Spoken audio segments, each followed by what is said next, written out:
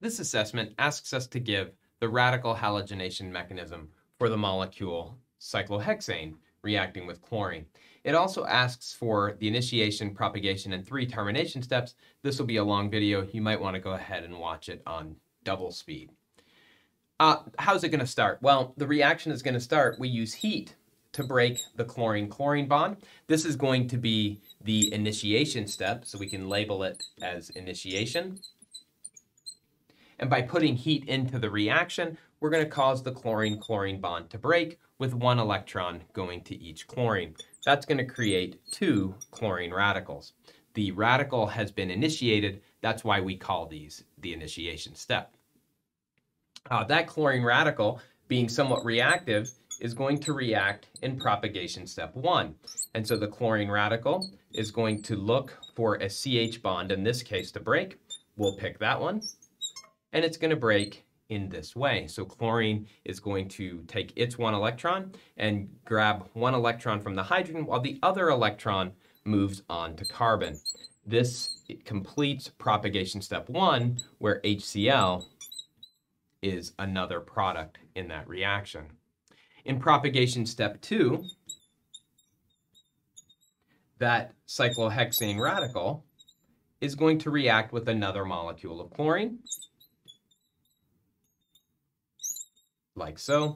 1 electron in the radical reacts with 1 electron in the Cl-Cl bond to form a new chlorine-chlorine bond. The other byproduct of this reaction is that chlorine radical. If we pause here, we'll note that we've now made the product. This is the mechanism for producing this product, but we've also made the chlorine radical. That chlorine radical can now come back in and repeat propagation step 1 to produce this radical, which will repeat propagation step 2, producing another chlorine radical.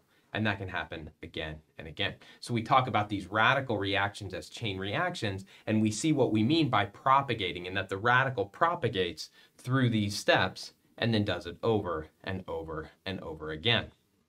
Why does that propagation happen? Well, it happens because we keep the concentration of the chlorine radical low. Why is that important? Because we want that propagation to continue. If we allowed the concentration to increase, we would increase the likelihood of what would be considered termination steps. Termination steps are when 2 radicals combine to give a product that no longer has a radical present. So there are 3 possible termination steps that can happen here. We'll show these here.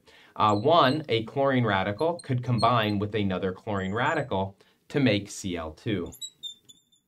I think we're barely out of space. We'll leave that up.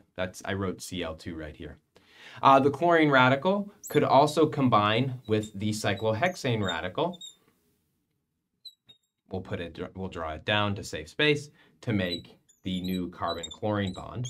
Now you might look at this and say, hey, that's good because we want that product to form, but we don't want it to form through a termination step because we want the radical to continue to propagate. So there's number 1. Number 2, the third thing that can happen would be, and I'll put it here, I apologize for the poor use of space, but we could have the 2 cyclohexane radicals combine to make a new carbon-carbon bond.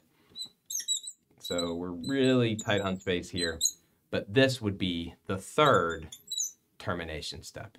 So 3 possible termination steps. We don't pay too much attention to those because normally we don't want them to happen in radical chain reactions. We keep the concentration of radicals low so we avoid them, but here are the 3 that could possibly happen.